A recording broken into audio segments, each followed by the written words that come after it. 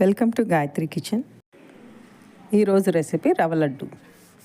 Video నచ్చినట్లయితే like చేసి share చేసి సబ్స్క్రైబ్ చేసుకోండి. ముందుగా స్టవ్ మీద పాన్ పెట్టుకొని అందులో 2 స్పూన్ల నెయ్యి వేసుకొని వేడి చేసుకోవాలి. నెయ్యి వేడెక్కిన తర్వాత అందులో జీడిపప్పు, బాదం పప్పు వేసి దోరగా వేయించుకోవాలి. స్టవ్ను సిమ్లో పెట్టుకునే వేయించుకోవాలి.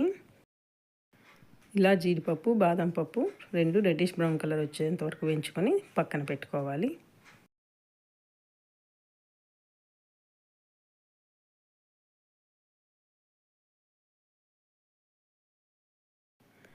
ఇప్పుడు ఇదే నెయ్యిలో ద్రాక్షను కూడా వేయించుకోవాలి.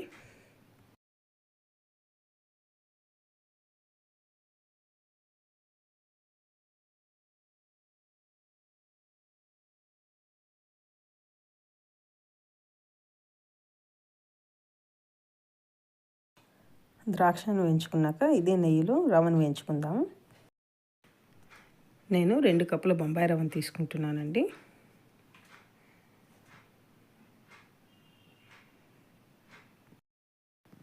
రవ్వను మొత్తం కూడా సిమ్లో పెట్టుకునే వేయించుకోవాలి. రవ్వను కలుపుతూనే ఉండాలండి. లో ఫ్లేమ్లోనే రవ్వ అంతా కూడా రెడ్డిష్ బ్రౌన్ కలర్ వచ్చేంత వరకు వేయించుకోవాలి. మధ్య మధ్యలో నెయ్యి తక్కువ అయితే కొద్దిగా వేసుకొని వేయించుకోవాలి. నాకు ఈ రవ్వ రెడ్డిష్ బ్రౌన్ కలర్ రావడానికి 20 నిమిషాలు పట్టిందండి. రవ్వ ఇప్పుడు రెడ్డిష్ బ్రౌన్ కలర్లోకి వచ్చిందండి. ఇప్పుడు తీసి దీన్ని పక్కన ఉంచుకుందాం. ఇప్పుడు అదే ప్యాన్లో కొద్దిగా నెయ్యి వేసుకొని ఎండు కొబ్బరి తురుమును వేయించుకోవాలి. నేను 2 కప్పుల రవ్వ తీసుకున్నాను కాబట్టి ఇక్కడ 1 కప్పు ఎండు కొబ్బరి తురుము తీసుకుంటున్నానండి.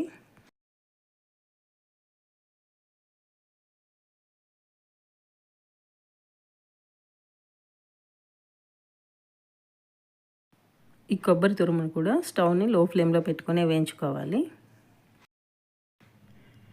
ఇక్కడ పచ్చి కొబ్బరి కూడా తీసుకుంటారండి చాలామంది. పచ్చి కొబ్బరి తీసుకుంటే కొంచెం ఎక్కువసేపు వేయించుకోవాలి. నేను ఎండు కొబ్బరి తీసుకున్నాను కాబట్టి 2 నుంచి 3 నిమిషాలు వేయించి తీసి రవ్వలో కలుపుకుందాము. ఇప్పుడు చక్కెర వేసుకుందాము. చక్కెర వచ్చేసి 1 కప్పు రవ్వకు 3/4 కప్పు చక్కెర అండి. సో నేను ఇప్పుడు 2 కప్పులు రవ్వ తీసుకున్నాను కాబట్టి 1.5 కప్పు చక్కెర తీసుకుంటున్నాను.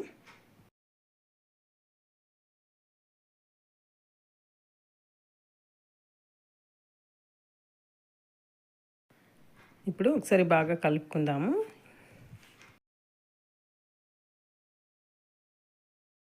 ఇలా ఒకసారి అంతా కలుపుకున్నాక దీంట్లో కొద్దిగా దంచి పెట్టుకున్న యాలకుల పొడి వేసుకోవాలి. తరువాత మనం వేయించి పెట్టుకున్న జీడిపప్పు, బాదం పప్పు, ద్రాక్షని వేసి బాగా కలుపుకుందాము.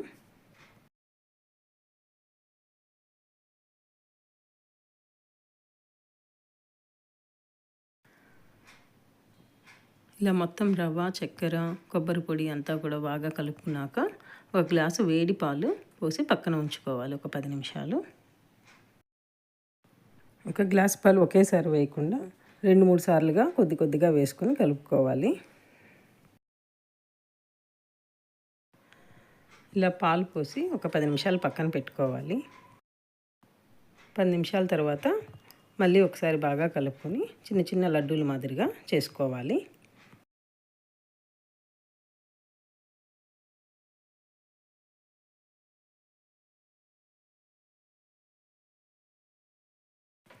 ఈ మాదిరిగా చిన్న చిన్న లడ్డూల మాదిరిగా చేసుకోవాలి.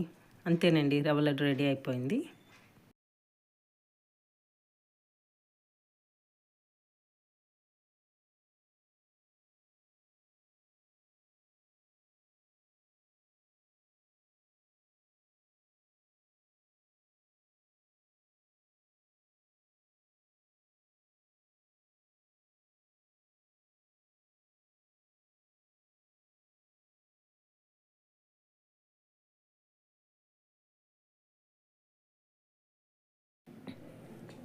Thanks for watching.